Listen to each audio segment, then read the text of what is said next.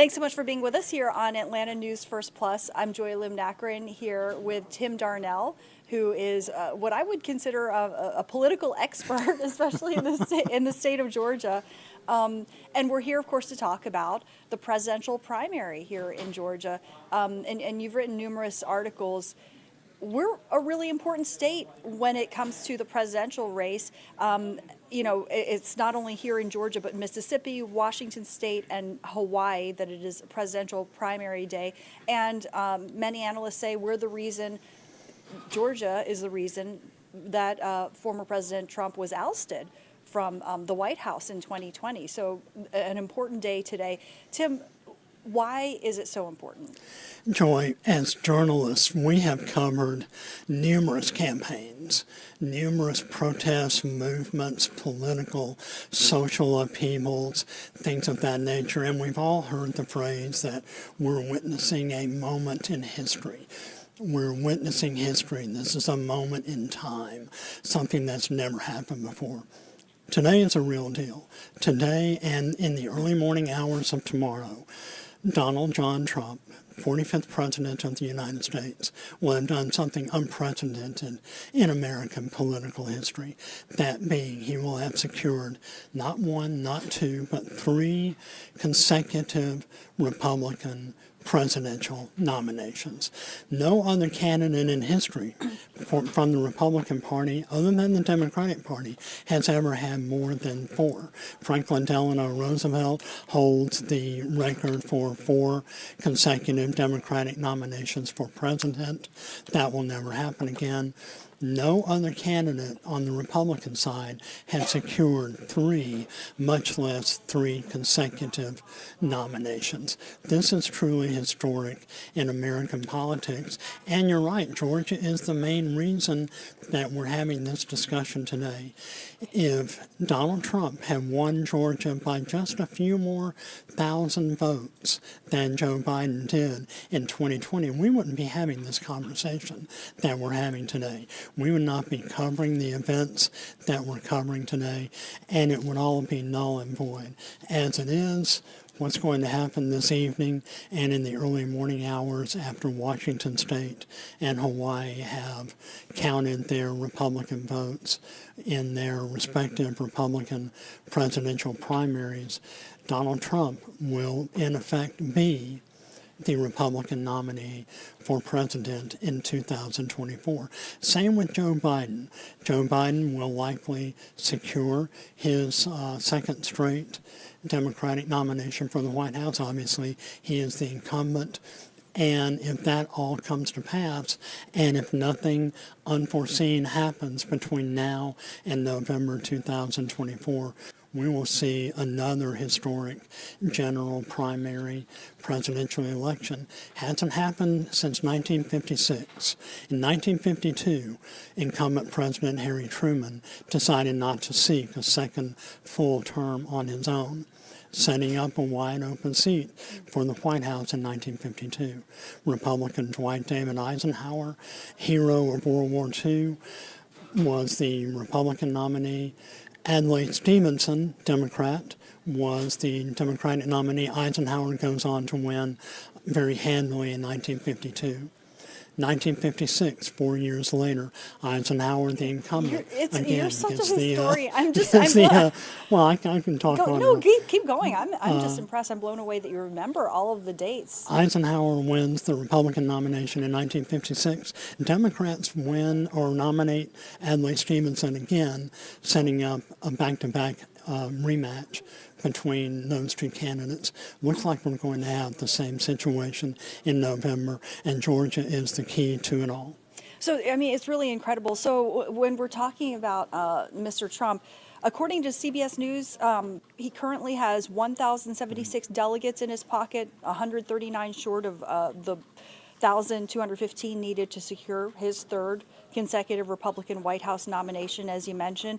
It seems like, there really is very little question that he's going to walk away with the nomination. I mean, we've seen, some strong challenges from folks like Nikki Haley, but really it's now about the former president and the current president. And it really has been from the beginning of the primary season.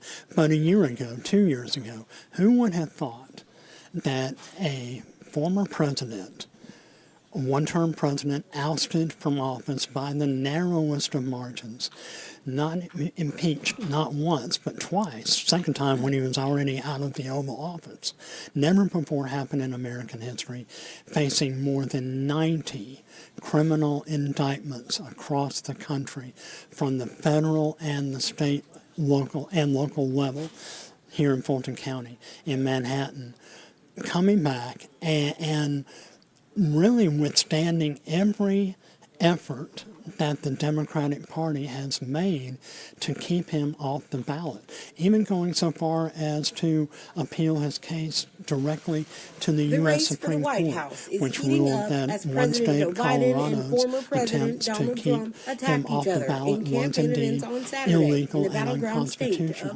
This is regardless of where you are on the American political spectrum, what or how you fit into whatever ideological format you choose to adhere to.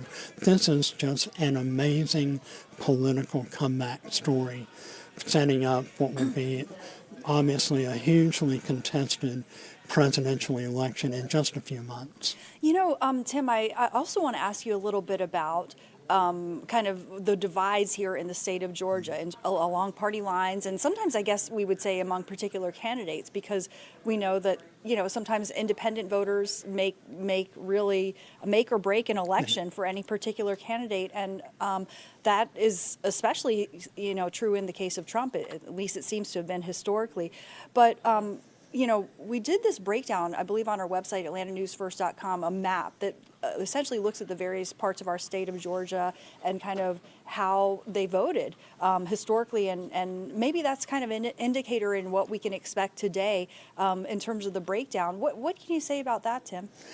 First of all, we have to give a huge shout out to our digital executive producer, Jordan Varela, who put together that amazing interactive map here on Atlanta News First. That's something that we're going to be following throughout the evening. From a national standpoint, you have to say that Georgia is arguably the most divided Republican state in the nation. If it's not the most divided GOP state, it's certainly in the top 5, top 7 or 8. You have a Governor Brian Kemp, a Secretary of State Brad Raffensperger, and Attorney General Chris Carr, all three of whom were not present this past Saturday in Rome, Georgia, when Donald Trump made his hugely attended and successful campaign rally. Those three individuals have been pretty vocal in their attempts to resist the former president's attempts to frame this year's election as a rematch of a rigged elections, quote unquote, in 2020. On the other hand, individuals like Lieutenant Governor Burt Jones, U.S. Representative Marjorie Taylor Greene, others who are huge Trump supporters, all coexist within the same Georgia Republican Party. So it's an interesting schematic, it's an interesting dichotomy of how divided Georgia and the nation is from a GOP standpoint. Well, and speaking of that, I'm not sure if you happened to hear Governor Kemp today essentially saying that he would support, you know, whoever the Republican nominee would be, and yeah, essentially saying he thought that that would be better than re-electing President Biden. What did you think of his remarks?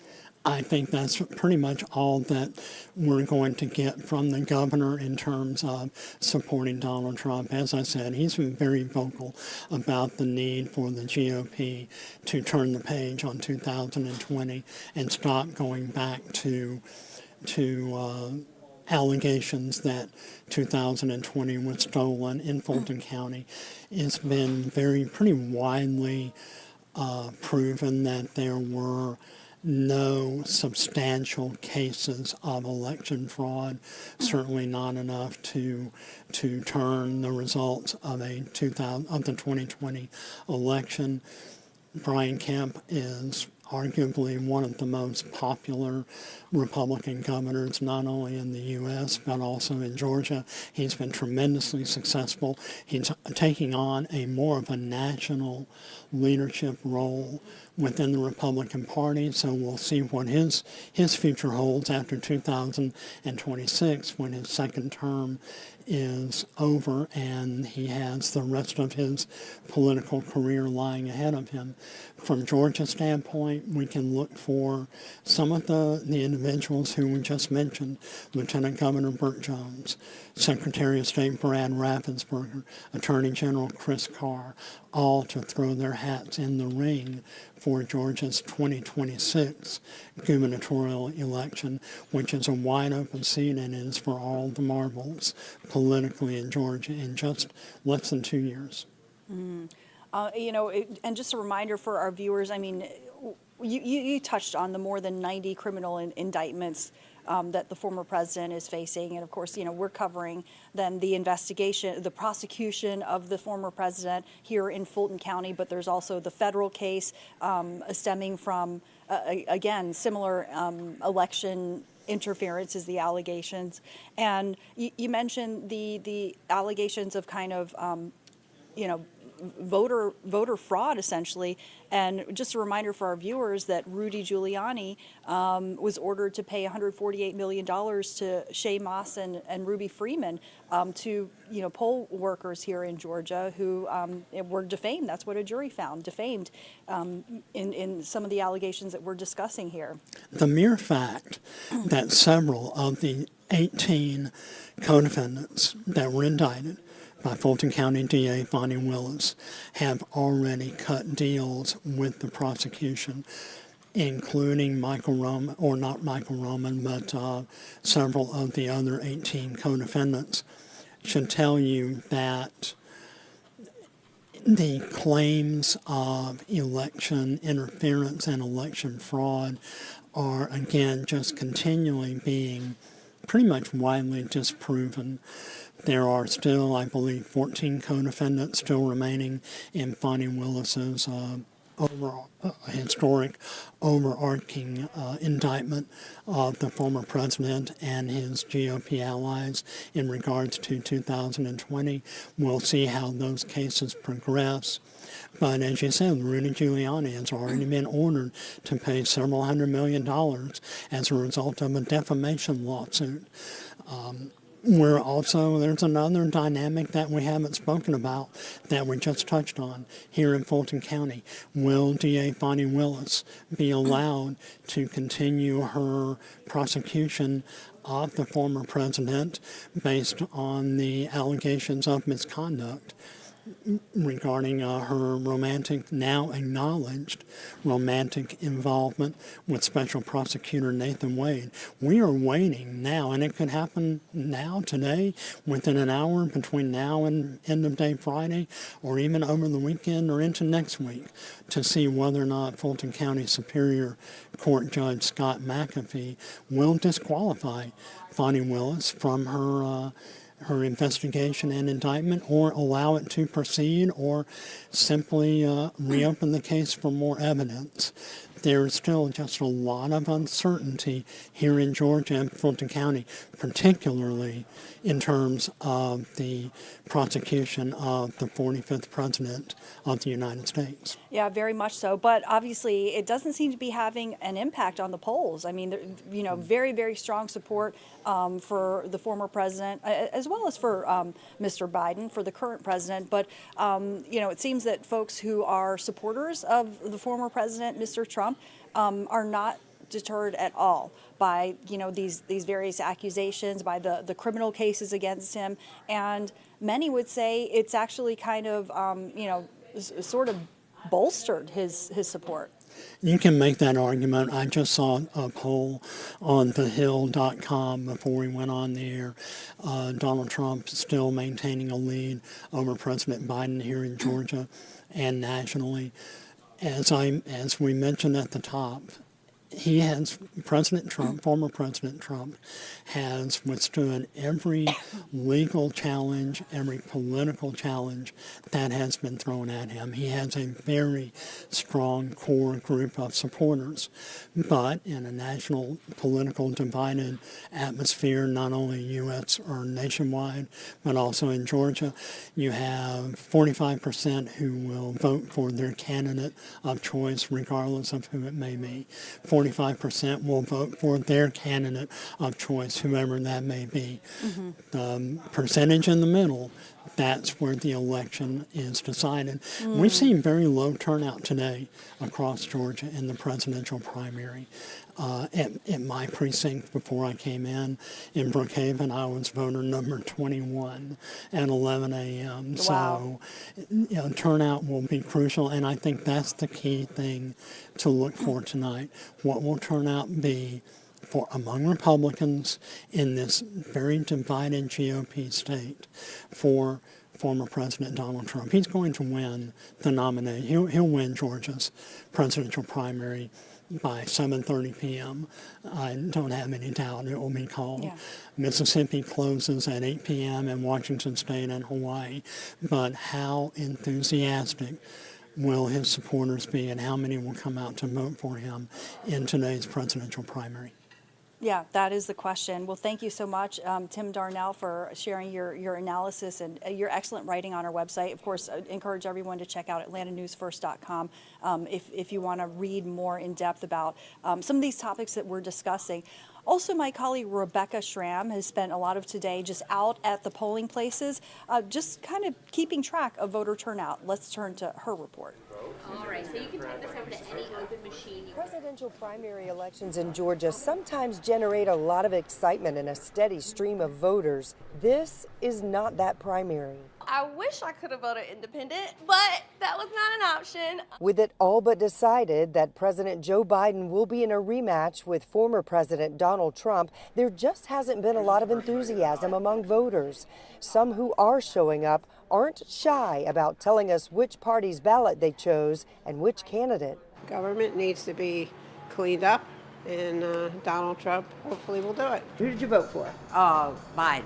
This particular election has actually driven me to change my party affiliation. I wanted to make sure I came out and supported Donald Trump today. Joe Biden. Go right that way? Okay. Thank you. These voters tell me they try to take part in every election, even a primary like this, when the top candidates' inter-party rivals have either dropped out or don't have much name recognition. Neither candidate gets their delegates until they get their votes. And if no one turns out to vote, really? I hope that people make their voices heard one way or another, right or left. I think it's our responsibility to do as such, and if people want change, then the way that they're going to do is at the ballot. All right, so thanks so much to Rebecca Schramm for that report. I want to bring in our political reporter, Doug Reardon, joining us here. Doug, we were just talking, I know you've been out and about just kind of covering what's happening on the streets, the polling places like Rebecca has and so forth. But Tim and I were just discussing the importance of Georgia in this national landscape. Georgia is the reason that Mr. Trump was ousted from office in 2020. The thing that Tim observed was even at his own polling place, there wasn't a lot of turnout. What do you think? Yeah, we were out in Douglas County the other day talking to their clerk, and there are a couple factors to why this isn't going to be a huge turnout day.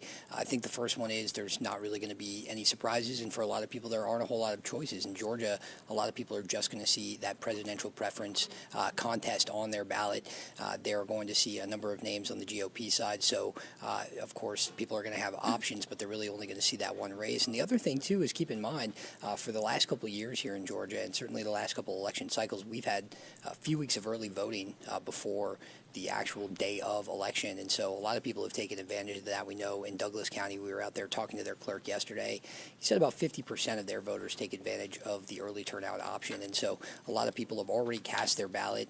We're already getting some returns. People are more than welcome to go look on the Secretary of State's website to see how their county has turned out early, but that is a huge reason why things are going to be a little bit slow at the polls today. Many people have already cast their ballots. A lot of people also have lot of apathy towards this race because, again, we can pretty much predict the results. A lot of delegates up for grabs here in Georgia, about 59, I believe, for the Democrats and or for the GOP, and then 123 for the Democrats. And so this could put both of the likely presidential contenders, both President Joe Biden and former President Donald Trump, well within reach of grabbing their party's nomination officially. And so it's The still race very for much the White matters here in House. Georgia. We also had that clerk tell us that a lot of these candidates use the data that they get from the presidential primary as kind of a bellwether for what's to come in the general election. We also have voters going back to the polls in May, so I think people are also kind of preparing for that race as well, where we have some General Assembly seats up for grabs, some district commission boards up for board seats up for grabs, and of course DAs. Fulton County DA is up for grabs as well. So I think people are kind of already putting their eyes on that election. Yeah, it's interesting. I know we have a whole article on AtlantaNewsFirst.com about why Georgia has two primaries, which is interesting. Any thoughts on that, or really just the significance of today? Even though you said there is a lot of apathy today. Yeah, well, and there probably wouldn't be if these were falling on the same day. You would have people coming out to vote for, again, just for example, that one very high-profile district attorney's race here in Fulton County. That would draw people to the polls, probably even more so than this presidential race would be, because we can essentially guess the outcome of it. But yeah, they were split this year, and so we're going to see certainly a lot less people coming out for this race that is all but determined and kind of buttoned up already with who we know is going to win. But again, that doesn't mean that it doesn't matter, and that doesn't reflect that we're going to have low turnout in our May election coming up, because again, there are some really important, very hyper-local races in that I think a lot of people are going to care about. And it seems like you think that people have exercised, the early voting right opportunities and so forth, but polls open until 7 p.m. tonight, right? So if people still haven't done it, they can still do it. Yeah, and so the polls are open until 7 p.m. tonight. People still have the option to go and vote in person. One really important note, though, because we have a couple weeks of early voting here in Georgia, and usually that's more of a trickle, people can go to any precinct they want during early voting. If it is a precinct, you can go and cast your vote there as long as they have your ballot. But today, for in-person voting, you have to go to your assigned precinct. That is the rule. So don't show up to just anywhere. Make sure that you check your voter card or check the Secretary of State's website to find out where you actually need to go to cast your ballot in person today, and make sure to show up to that place. I don't want anyone getting confused and having to get turned away and go somewhere else. So what do we expect when the polls do close later on tonight? Well, your guess is as good as mine on that one, but I think it should be relatively quickly. Like we said, we don't have a ton of races to hash out the results of here.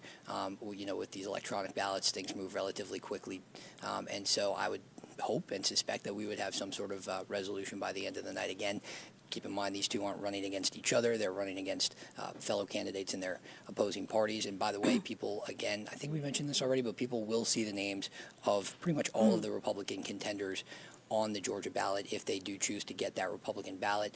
It's just the way it is. I know a lot of these campaigns have suspended, but you are more than welcome to go out and vote for one of these individuals. A lot of people will see it as a protest vote. They do have that option. But again, I think the returns will be pretty quick here, given that there are really two only viable candidacies, and that would be, of course, former President Trump and President Biden. Yeah, and so you and I have actually spent a lot of time covering the criminal cases, I should say plural, against the former President Trump, including right here in Fulton County. To me, it's always fascinating how Mr. Trump's base is so loyal and so really so strong, that despite all of these criminal accusations and even civil accusations, his support is just as strong as ever. It seems to help in some ways. We should, of course, note the importance of both of these candidates being here on Saturday. Joe Biden was right in metro Atlanta in the Kirkwood neighborhood, Pullman Yards, and Donald Trump was in Rome, which is, of course, the home district of one of his staunchest congressional allies, Marjorie Taylor Greene. And so that was really seen as kind of a kickoff to the campaign season here in Georgia for these two. It was really their first times here. And the president talked at pretty good length about that criminal indictment. He said a lot of things about District Attorney Fani Willis. There's no gag order in this case like there have been in some of his other cases, but the president was and still is very angry about this prosecution here in Georgia. But if there's one thing he's very good at, it's using it to fire up people in person and online through his online activity. And so that's something that we saw him do on Saturday. It's something we're going to continue to see him do here again. And we can't talk about this election without talking about the impact that that criminal case is going to have on people's thoughts on Donald Trump as a candidate. Keep in mind, you said it earlier, Georgia is essentially what lost him this race back in 2020, and so he's going to need every single vote that he got and then some, or some poor turnout on the Democratic side to get this. And so this is kind of a weapon and a blessing and a curse for him, right? And it's also important to note that something big is happening in that case this week. Fani Willis could be taken off of it. We're waiting, and it could come as early as today and as late as Friday on a judge's decision to actually decide whether she'll be removed from that case over that perceived conflict of interest with that relationship with her top prosecutor. And so that could have a big impact on things too. We'll see where that case, see if it's even alive by the end of the week. Yeah, absolutely. And, and we've been covering that extensively. And again, the decision's expected sometime this week on whether, Ms. Willis is going to continue to prosecute that case, after the disqualification hearing. So we'll be covering that. That's another thing. But so many sidebar issues. I know you're about to go out and hit the streets and go and put together your stories for the day. What else do we need to watch out for before we let you go? Well, I think the biggest thing today is going to be the turnout and who's casting their ballot for who. We just remember in Michigan, it was still, even by that point, even before Super Tuesday, kind of a foregone conclusion who was going to win on the GOP side and on the Democratic side, but you still had a lot of Democrats there voting uncommitted on their ballots in protest of President Biden's policy over Gaza. Now, you cannot do that here in Georgia. If you go and you cast a ballot, you have to make some sort of indication as to who you want to vote for. But let's wait and see how this works out in Georgia, because you could see voters turning out and some sort of protest vote on the Democratic and on the GOP side. Mm-hmm. We'll see how people feel about these two candidates here today, one way or another, even if they end up winning this primary. Yeah, and we just want to remind everyone that we have live team coverage here on Atlanta News First Plus starting at 7:30 tonight after the polls close. So we hope that you join us for that, and we're going to break down how everything, all of the latest with that developing information, the breaking information as the polls close, and of course all the votes are tallied. Also want to let everyone know that we have a political update Wednesday at 1:30 p.m. here on Atlanta News First Plus as well. And if you haven't yet done so, download our free Atlanta News First app. You can get updates sent right to our phone, your phone, our phone, all the phones. Thank you so much for joining us here on Atlanta News First Plus. Have a great day.